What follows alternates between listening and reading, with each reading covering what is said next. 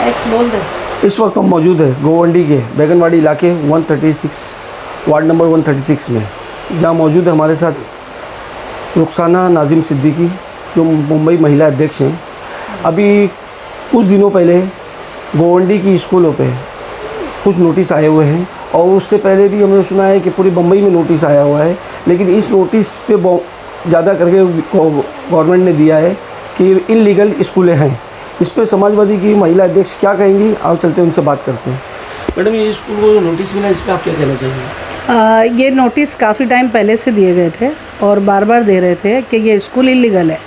मैं जब यहाँ जीत कर आई थी उसके बाद मुझे पता चला था कि स्कूल पे नोटिस आया है, लेकिन गवर्नमेंट इस चीज़ पे मैं देख रही थी कहीं सीरियस नहीं थे। वो लोग सिर्फ अपनी फॉर्मेलिटी निभा रहे थे कि नोटिस दे दिया स्कूल बंद करो, लेकिन कहीं ना कहीं मैं तो मैडम, ये इलीगल स्कूल है जो नोटिस दिया है, ये मतलब क्या है कि आधी स्कूलें लीगल है आधी इलीगल है। लेकिन इलीगल अगर ये सरकार समझती है कि अगर ये स्कूल इलीगल है तो इसके ऊपर इनको शुरू से कार्रवाई करनी चाहिए थी।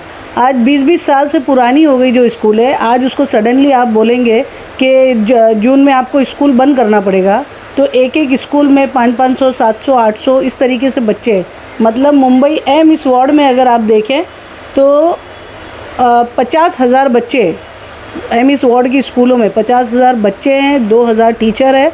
इस तरीके से बहुत सारा एक स्टाफ, बहुत सारे लोगों का रोज़ी रोज़गार और एजुकेशन इन सब चीज़ों से जुड़ा हुआ है। और आज अचानक जो भी मंत्री चेंज होते हैं, जो भी अधिकारी चेंज होते हैं, वो अपना रुबाब दिखाने के लिए उन लोग सडनली एक निकाल देते हैं कि सब इलीगल स्कूलों को बंद करो।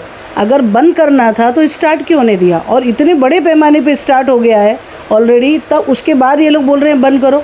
तो मैं सरकार से एक ही मांगनी है मेरी आपके चैनल के माध्यम से कि अगर आप स्कूलें इलीगल बंद करना चाहते हैं तो ये 50,000 बच्चों के भविष्य का सवाल है। पहले उन बच्चों को अपनी स्कूलों में जगह दें जिस मीडियम से जो पढ़ते हैं उनको, और उसके बाद वो कोई भी ऐसा गलत कदम उठाए। क्योंकि अगर जो नई स्कूलें ईजाद हो रही है उसके लिए जो नई स्कीमें हैं इनके पास, जो भी इनकी डिमांड्स है वो उनके सामने रखना चाहिए। लेकिन जो ऑलरेडी 10-10, 15-15, 20-20 साल से चल रही है स्कूल, उसके ऊपर सडनली लाके अगर आप 7-12 मांगेंगे तो आप बताइए मानपुर शिवाजी नगर पूरा उसका सर्वे नंबर जिसका 1 है, जो ऑलरेडी कलेक्टर लैंड है और बीएमसी ने लीज पे लिया हुआ है, ऐसी जगह का कभी भी 7-12 मिल ही नहीं सकता। तो इसका मतलब डायरेक्टली ये इन लोगों पे कहीं ना कहीं गलत ज़बरदस्ती की जा रही है कि स्कूल बंद किया जाए। और कभी भी ये चीज़ ऐसे पुरावे मांग रहे हैं जो वो कभी दे ही नहीं सकते। इसका मतलब कहीं ना कहीं सरकार की नीयत में खोट है। तो मैं सरकार से मांगनी करती हूँ कि इस तरीके का गलत फ़ैसला ना करें, वरना कम से कम 1 से 2 लाख पब्लिक रोड पे निकलेगी, जिसको ये लोग वो नहीं कर पाएंगे, संभाल नहीं पाएंगे पब्लिक का आक्रोश। और अगर जब से ये स्कूल चल रही है, जितने अधिकारी हैं इसके अंदर इन्वॉल्व थे, एजुकेशन से मेंटेनेंस से जो भी है, वो सारे स्कूलों पहले वो सारे अधिकारियों को आप सस्पेंड कीजिए, उसके बाद स्कूल बंद कीजिए। क्योंकि अगर बीएमसी नहीं चाहे तो मजाल है कि कोई भी इलीगल झोपड़ा बांध ले या कुछ भी कर ले। एक गलत तरीके से अगर कोई झोपड़ा भी बांधता है तो उसको कुछ सालों में आप रेगुलाइज कर देते हो। और आज इतनी बड़ी जिसमें बच्चों के भविष्य का सवाल है, ऐसी स्कूलों को आप सडनली बोल रहे बंद करो, तो कहीं ना कहीं मैं समझती हूँ ये बहुत नासमझी का फ़ैसला है सरकार का। और ये इनको सिर्फ एक स्कूल के नज़रिए से ना देखें, ये 50,000 बच्चों का भविष्य समझ के देखें।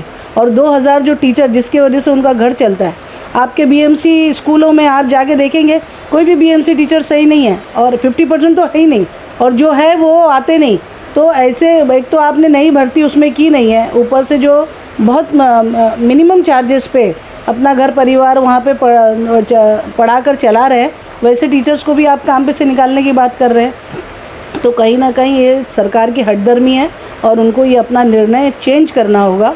और कहीं ना कहीं ऐसी फैसिलिटीज़ दीजिए, या तो जो भी स्कूल है उसका सर्वे कीजिए, उनके क्लासरूम्स देखिए कितने बाई कितने के क्लासरूम है और उसमें कितने बच्चों की कैपेसिटी है, वो एक टारगेट दीजिए कि इस क्लासरूम में इतने ही बच्चे होने चाहिए।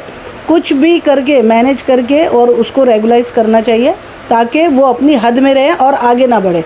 और आगे बढ़े तो बीएमसी तुरंत उस पर कार्रवाई करना चाहिए। लेकिन सडनली अगर नगर पालिका या कोई भी अधिकारी या कोई मिनिस्टर अगर बोलेंगे अचानक से जून में हम बंद करेंगे, तो मैं समझती हूँ उसके लिए फिर हम पूरी तैयारी के साथ रोड पे उतरेंगे, चाहे इसका फिर अंजाम कुछ भी हो। तो ये मैडम, ये जो सरकार ने, आप जो बोल रहे हैं सरकार ने आपकी बातें नहीं मानी, तो सपा इस पे क्या एक्शन लेगी? वही मैं बोल रही हूँ, हम लोग सब मिलकर रोड पे निकलेंगे, 50,000 बच्चे, 2,000 टीचर, और हम सब मिलके जब रोड पे आएंगे तो कम से कम 1-2 लाख पब्लिक हो जाएगी। और ये मैं बोल रही हूँ, सब जन आक्रोश ये सरकार सहन नहीं कर पाएगी, क्योंकि इतना बड़ा सैलाब निकलेगा वैसे हमारे बच्चों के पास। और मैं समझती हूँ ये सरकार खुद फेलियर है, इसलिए ये ऐसा स्टेप उठा रही है। इतने सारे बच्चों को आप एजुकेशन आप दीजिए ना, तो अगर सरकार अच्छा एजुकेशन देगी तो कोई भी प्राइवेट स्कूल नहीं चलेगा। सरकार एजुकेशन, आप जितनी बीएमसी की स्कूल है आप देखिए, उसमें सारी चीज़ें फ्री मिलती है। उसके बावजूद भी एक घर काम करने वाली औरत भी अपने बच्चे को बीएमसी स्कूल में नहीं डालना चाहती, क्योंकि उसकी एजुकेशन सही नहीं है। और यहाँ पर हज़ारों रुपए फ़ीस भरने के बावजूद भी घर काम करने वाली औरत भी चाहती है मेरा बच्चा प्राइवेट में पढ़े, उसकी वजह अच्छी पढ़ाई हो। हाँ, क्योंकि वो अच्छी एजुकेशन पाए।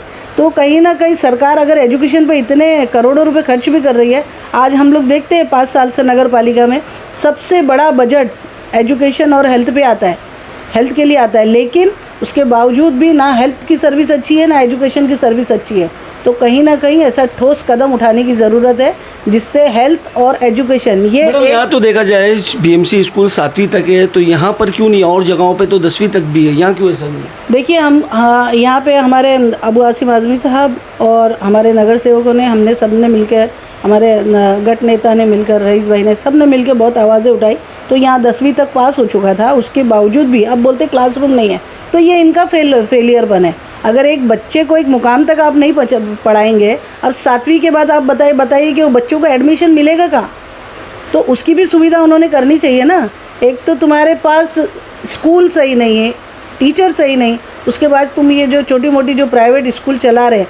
और मैं आपको बताती चलूँ कि आपके शायद जहन में गलतफहमी हो कि लोग बहुत पैसे कमाते हों या जो भी हो, लेकिन इतनी मिनिमम चार्जेस है उनके, 300 रुपये से 500-700 रुपये में इंसान कितना उनको टीचर्स को देना है, पूरा स्टाफ देना है, क्या क्या करना। उसके बावजूद कम से कम यहाँ से कई बच्चे, मैं समझती हूँ, पढ़ लिख के निकले हैं।